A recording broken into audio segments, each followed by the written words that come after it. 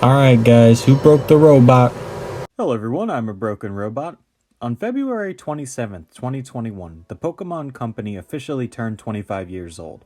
This was a big deal on multiple levels for both the Pokemon Company and children's media companies as a whole.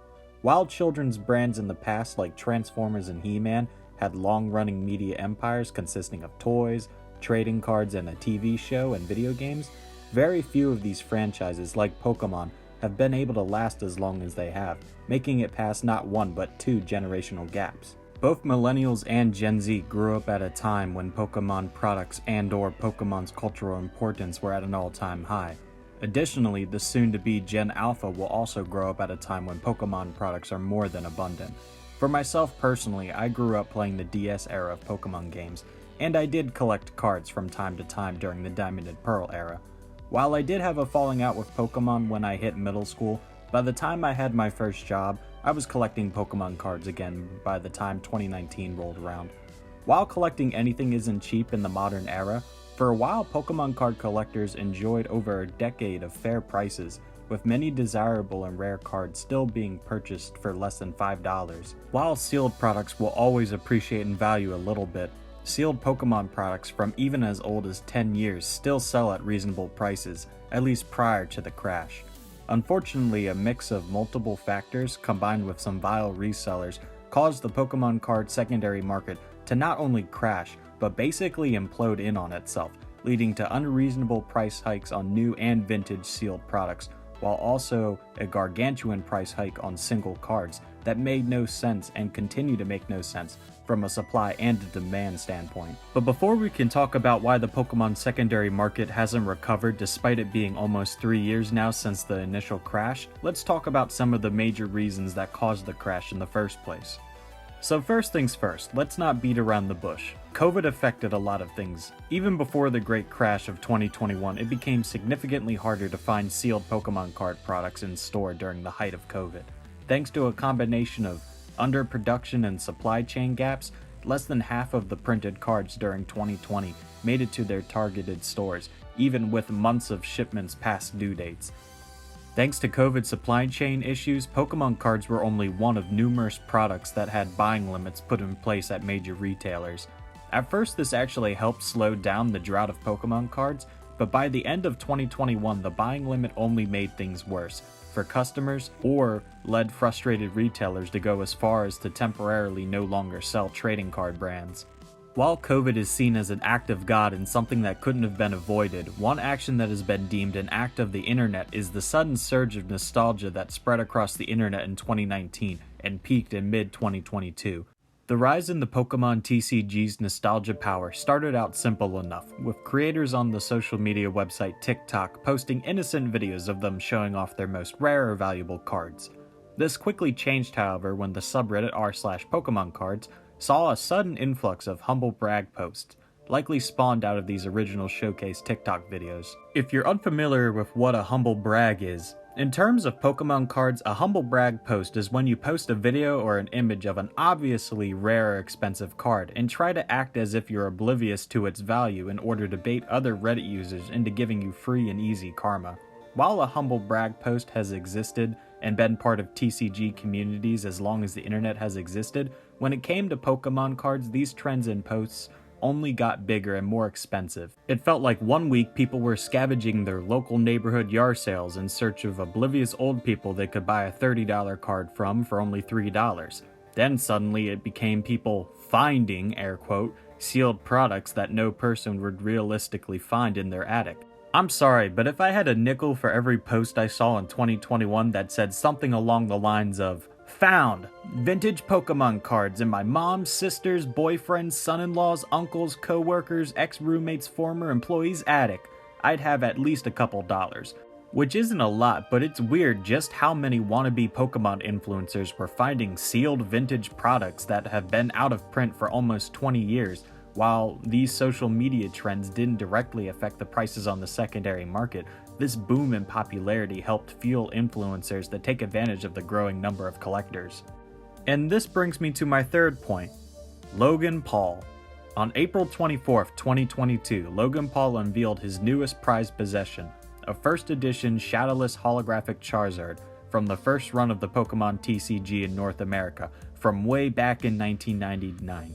While this card alone reaches the $1,000 mark easily thanks to its rarity and unique card features, this card had been graded by BGS as a 10. Prior to 2022, getting cards graded was seen as a niche final frontier of card collecting. Only the upper tier members of various TCG fanbases bothered with getting their cards graded.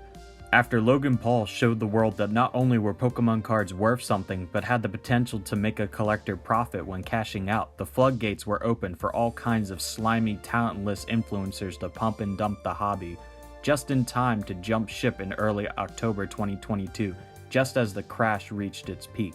While influencers and nostalgic fans of Pokemon cards were certainly not helping keep prices down on the secondary market, there is an argument to be made that these groups helped expand the fanbase as a whole, and I think it's safe to say that whether you're poor or rich, no fan of the Pokemon TCG can argue against new fans joining the hobby. However, a new breed of air-quote fan were beginning to grow in numbers and slowly began to infiltrate all aspects of the Pokemon card collecting hobby. The biggest concern from longtime collectors and those that were more willing to gatekeep the hobby was how the majority of resellers weren't fans at all and used the hobby as a money-making scheme.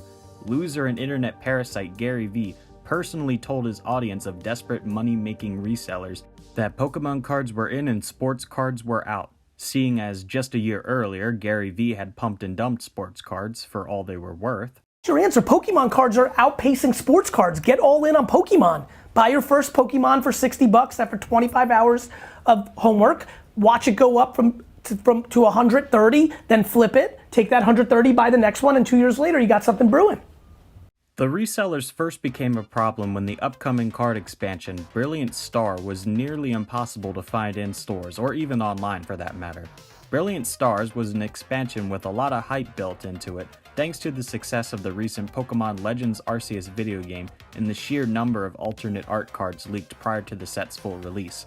Resellers from across North America were quick to buy out as much sealed product as possible, either in order to turn around and sell it at a huge markup, or to try and make the mad rush to be the first seller with a PSA 10 grading of a card you wanted to sell for the 5-digit mark. These types of situations were all too common during 2022. A similar event took place when a McDonald's and Pokemon promotion of Pikachu-themed Happy Meals was halted right in its tracks thanks to resellers and influencers buying them by the hundreds, leaving none for the actual children and fans, forcing them to either go without or take to eBay and pay as much as $100 for a single 3-card pack.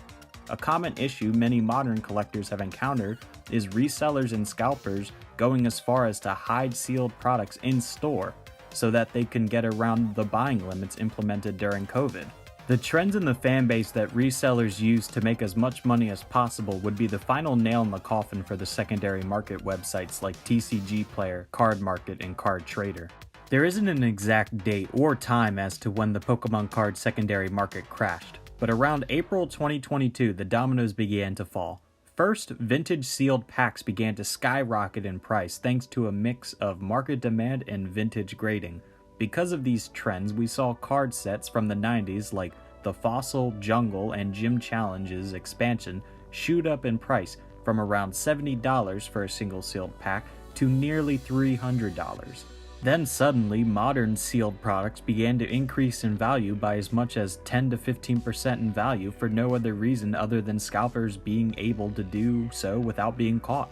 While sealed products shot up in value seemingly for no reason, the biggest frustration came to longtime fans when seemingly overnight TCG players' stock of cards dropped by half, with a mass exodus of sellers to websites like eBay and whatnot in hopes of making the most bang for their buck. Even longtime Pokemon card sellers left TCG players simply so they could compete with rival sellers, leading to a market where no one wins except the resellers. In just a few short weeks, we saw cards that had sat at around $3 shoot up to $20 overnight, simply because of price competition between the mobs of card resellers and those trying to make a fortune off people that didn't know any better in the first place. While calling the Pokemon card collecting fanbase dead would not only be inaccurate but a stupid thing to suggest, myself and other card collecting fans that don't live in the upper class have found it harder and harder to justify spending money on cards when things like food, clothes, and rent are at an all-time high. Thanks to a combination of pump and dump influencers, greedy resellers, and an influx of new collectors that just don't know any better, trying to buy sealed products that are older than a year is beyond question in terms of price. And buying vintage holo cards has gone from being a couple bucks each time to a few dozen dollars each time in just a few short years. Now, you may be asking yourself, Broken Robot, you mechanical renaissance man, what can we do as collectors to help fix the secondary market? And to that I'll say, my dear viewer, stop giving the scalpers your money. I know this might be hard for some people to understand, but scalpers are not patient nor an intelligent breed of entrepreneurs. If we, as a community of people that collect cards for their coolness and not for their potential value, choose to not give these people our money for sealed products that should only be worth a fraction of what they're asking for, and cards that were just worth a few dollars less than a year ago, they will lose interest and move on. This has happened with sports cards, and it will likely happen with Pokemon cards, but how quickly this happens depends on the fanbase as a whole. Want proof? The big fish himself, Logan Paul, has already begun to privately sell off his graded card collection, and pump and dump influencers like Gary Vee stopped caring about Pokemon cards when they were no longer trending. It's gonna be a while, but it's possible for us as a community to make collecting Pokemon cards, old and new, much more affordable and much more fun for everyone. And with that being said, if you've stuck around this long, I'd like to politely ask you to like and subscribe. I know it's been a while since I've come out with another video, but this one took me a little longer than I was expecting, but I hope you enjoyed it. Leave a comment down below. Let me know if you collect Pokemon cards, if you're interested in collecting Pokemon cards, and leave a comment for any video ideas or anything that you want to see in future videos. And with that being said, I hope you all have a great day, drink some water, make sure that you eat a big breakfast, and, I don't know, spend some time outside. They say vitamin C is the best medicine. Take care, guys.